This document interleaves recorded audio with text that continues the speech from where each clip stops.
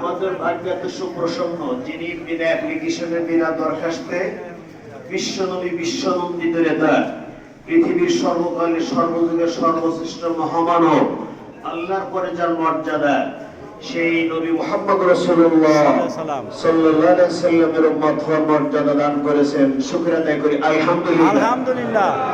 আরো শুকর আদায় করি যে আল্লাহ পাক পৃথিবীর যুগশ্রেষ্ঠ দার্শনিক, পৃথিবীর যুগশ্রেষ্ঠ বৈজ্ঞানিক। আমি মনে করি পৃথিবীর মিডল পয়েন্ট হলো কাবা ঘর। ঠিক। এই পৃথিবীর মিডল পয়েন্টে পৃথিবীর জ্ঞানী ব্যক্তিদের যদি একত্র করা হয়, তার মধ্যে আমার মানিকগঞ্জ মুর্শিদ কেবলাকে যদি মাঝখানে রেখে দেওয়া হয়, আমার মন বলছে আমার মুর্শিদ কেবলা হবো পৃথিবীর অন্যতম জ্ঞানী বিজ্ঞানী। যেরকম না সুবহানাল্লাহ, কোনো সন্দেহ আছে?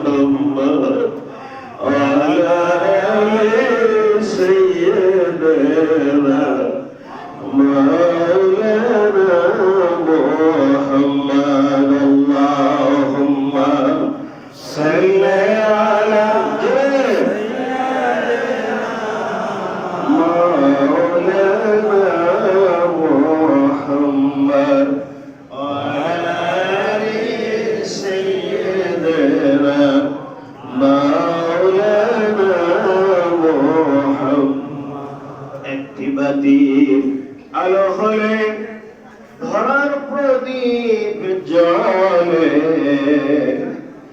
একটি মানুষ হলে বিশ্ব ধরা চলে।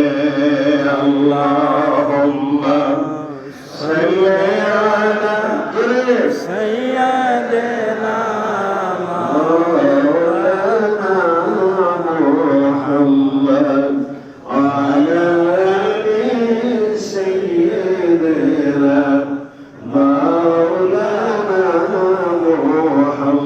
সবাই বলি আলহামদুলিল্লাহ। আলহামদুলিল্লাহ। আব্বার সাথে শবে বরাতের রাত্রি, লাইলাতুল বরাতের রাত্রি উদযাপন করতে পেরেছি। এই জন্য মনে কি শান্তি না অশান্তি? শান্তি। কার কার মনে শান্তি লাগছে? ধান ধান শান্তি তো নড়াচড়া করেন। নারে তাকবীর, আল্লাহু আকবার। আল কোরআনের আলো, ঘরে ঘরে আলো, আল হাদিসের আলো, ঘরে ঘরে আলো, সুন্নাতের আলো, ঘরে ঘরে আলো, বায়াতের আলো, ঘরে ঘরে আলো। নারে তাকবীর, সকলে বলি আলহামদুলিল্লাহ।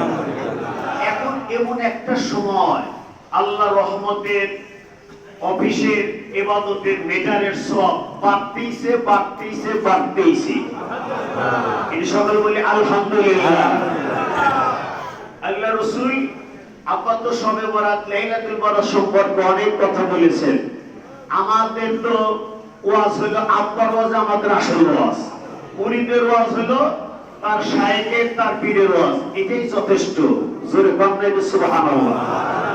আব্বা যে কিতাব লিখেছেন, ফিকহ শাস্ত্রী ইমাম আবু হানিফা রাহমাতুল্লাহর অবদান, বিশ্ব তারিখী চিকন। এই কিতাব যদি আমরা পড়ি, আমার মন বলছে বাইরের আর অন্য কিতাব না পড়লে চলবে। এটা জোরে বলেন সুবহানাল্লাহ।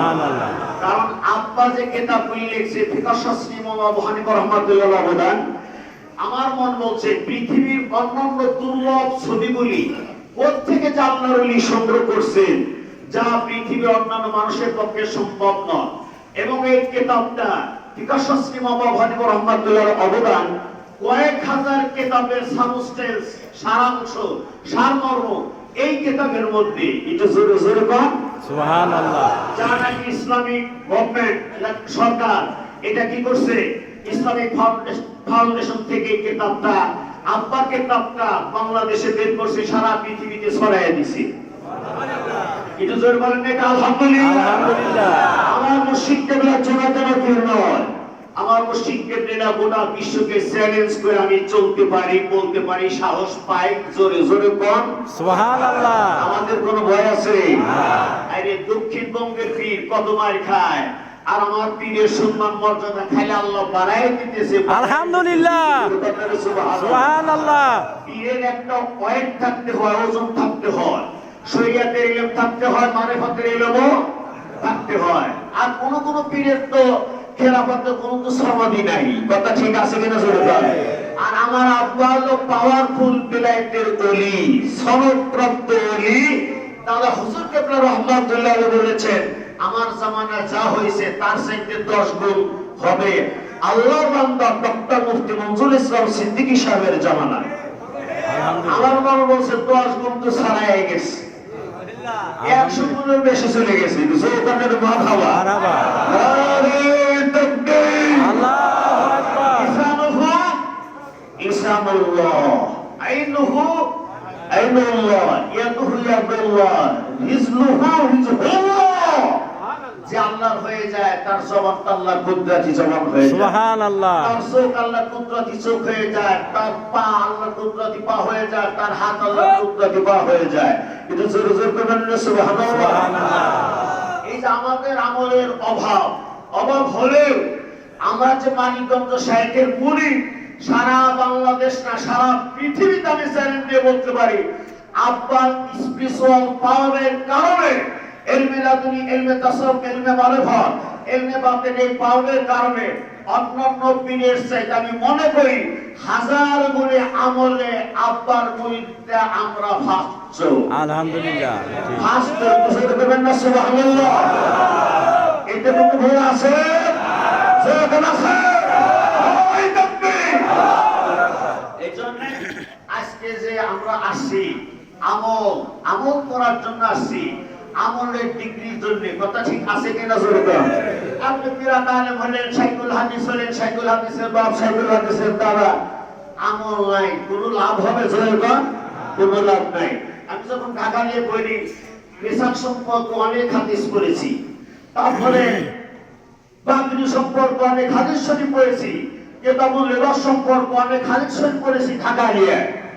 আমাদের মেসাকের আমল ছিল না, জুব্বার লিবাসুত তাকার আমল ছিল না, পাগড়ি আমল ছিল না, প্র্যাকটিক্যাল আমল পাইলাম মানিকগঞ্জ আল্লাহর ওলির দরবারে। এটা জয় করবেন না, এটা সুবহানাল্লাহ।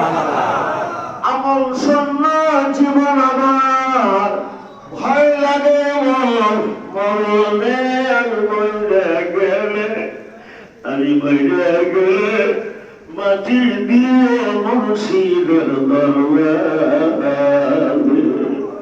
আমি মরে গেলে মাটি দিয়ে পীরের দরবারে। আল্লাহ রাসূল এই শাবানের রাত্রিতে নবীজি যখন কবর জিয়ারতের জন্য বের হয়ে গেলেন, মায়েশা বলেন, আমার হুজরার মধ্যে আমার মাসুদ নবীরা যখন পাইলাম না, আমি লক্ষ্য করে দেখি মদিনা রাসূল কবর জিয়ারতের জন্য চলে গেছে। সুবহানাল্লাহ। তাহলে নবী সাল্লাল্লাহু আলাইহি ওয়াসাল্লাম এই রাত্রিতে কবর জিয়ারত করেছেন। নবীজি বলেছেন প্রত্যেক সোমবার শুক্রবার মা বাবার কবর জিয়ারত করো। জোরে বলবেন সুবহানাল্লাহ। আব্বা বলেছেন পিতামাতার অবাধ্য সন্তান কোনদিন আল্লাহর ওলি হতে পারে না। তাই মানিকগঞ্জ শাইখের কাছে আব্বার কাছে বায়াত মুরিদ হয়ে আমাদের লাভ হচ্ছে না লস হচ্ছে? এটা জোরে বল, হচ্ছে কিনা জোরে বল। তাই প্রত্যেক সোমবার শুক্রবার মা বাবার কবর জিয়ারতের কথা বলা হয়েছে। এই যে একটা পবিত্র মুহূর্ত এখন চলতেছে, এই রাত্রিতে এই সময়টাকে আগামী বছর আমরা পাবো, এর কোনো গ্যারান্টি আছে? তো জোরে বল, নাই। এই জন্য রাসূল বলেছেন, সন্তান যদি মা বাবার জন্য দোয়ার পরিবেশ করে, আল্লাহ পাক সঙ্গে সঙ্গে ওই দোয়াটা ফেরেশতারা কুদরতি ভাবে নূরের পাত্রে ভর্তি করে মা বাবার কবরে পৌঁছায় দেয়। তাহলে আজকে আমরা যারা আছি মা বাবার জন্য কে কে দোয়া করবেন, সবটা কবরে পৌঁছায় দিবেন, হাত উঠে দেখানো মানে। তাহলে দেখবি হাত উঠে আলহামদুলিল্লাহ। তাহলে আমরা সিম্পল একটু কাজে শরীক হবো, সেটা হলো মাদ্রাসার জন্য, চাউলের জন্য। আমার সোহরাব ভাই আগে